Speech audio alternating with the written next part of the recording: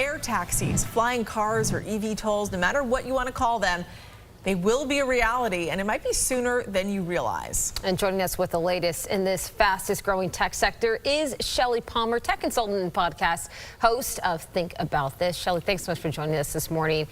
We mentioned sooner than later, so like how soon are we talking?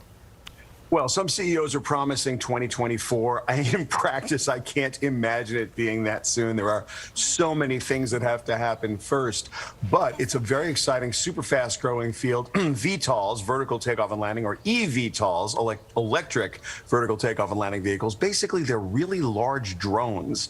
And they come in single seat and they come in 4-seat. And the biggest one I've seen holds 6 people. And ultimately, you get into a drone and it flies itself. Now, the ones I've seen require a pilot, and this is where everything gets a little crazy. You have to have the pilots certified, so there's no certification program yet. And would you fly one yourself? Are you ready to get your flying car license or your eVTOL license? I don't know that a lot of people are ready to go and get a pilot's license. Will they be remote controlled like the drone is? Will someone sit in a trailer somewhere holding a game controller and making sure you get from place to place, or will they be autopiloted? And then the other question is, what technology will they rely on? Will they have internal GPS? Will they use the 5G network? How will they get from place to place? So all of these technologies are coming together right now, which is super exciting. And what we're going to find ourselves doing is going from place to place in basically really large drones. Uber says that they are in this, and they've got a couple of different contracts that they're working on right now. Like I said, the earliest versions, the CEOs are saying we could be eVTOLing, if that's what it's going to be called, as early as 2024, which is pretty exciting.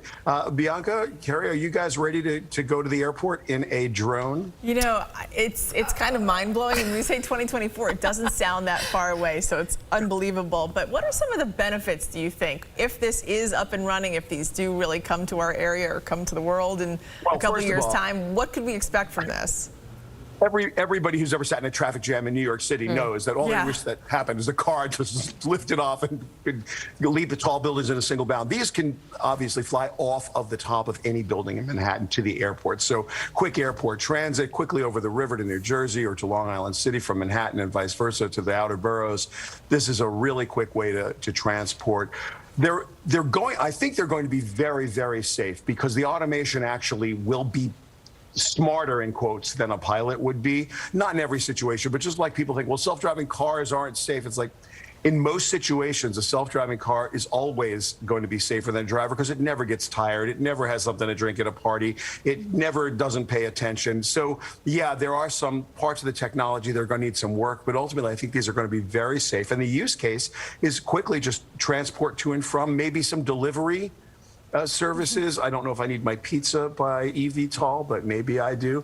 And of course, short haul deliveries that need to be there very, very quickly. Medical emergencies, ambulance kind of work. There's so many things you could see this would be great for. Imagine someone with having a heart attack, and instead of having to sit in traffic in an ambulance, they're immediately whisked from building to building in an eVTOL. I think those are fantastic use cases, and I think we're going to see them, certainly before the end of the decade, maybe as early as 2024.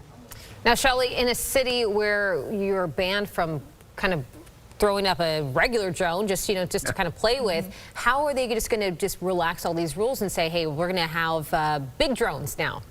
It's interesting that you say that, Bianca. The FAA did make it legal to fly commercial drones under 400 feet, but the airspace over New York City does have some restrictions in it. So you're 100% correct. We have to get the FAA involved. There's going to be a bunch of regulation. I'm not saying there aren't some high hurdles here. There are.